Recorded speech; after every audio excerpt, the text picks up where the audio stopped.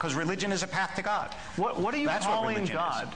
What am I calling God? Where is God? God is the intangible creator of the universe, in whose presence a human being can live, and according to whose dictates or will a human being can live in this world. But what is your evidence for the existence of God right now? I don't have evidence because it's not a scientific claim. Okay, but unless you want to say, oh, well, I shouldn't say it that way. I don't have proof because it's not a scientific claim. If you want a supporting idea, I would say my understanding of other human beings and my experience of other human beings, which leads me to believe that there's something more than material. My understanding of the design of the world, which leads me to believe that we're here not by accident.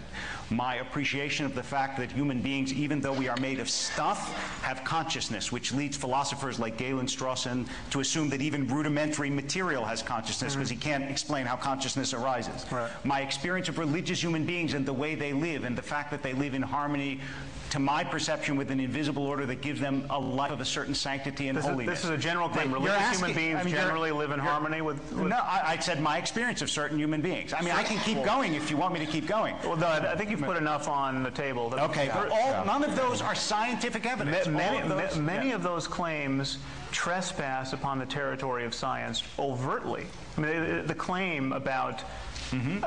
Your understanding other human beings being suggestive of a divine artificer.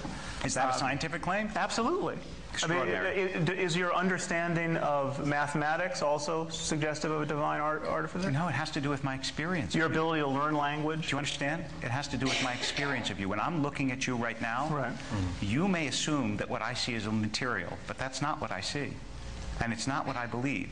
And I think I understand it's not what you believe. There's something in you that is more than you believe.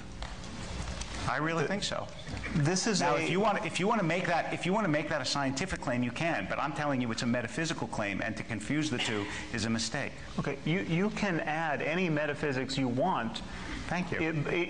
By that means, I mean, I can say, I see you as a reincarnate personality, and I think you were probably I was someone famous on Atlantis. Yes.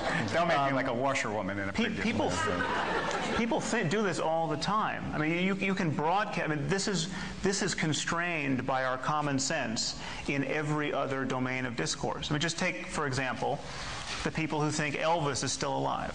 Okay. What's wrong with this claim? I mean, why is this claim not vitiating our academic departments and corporations?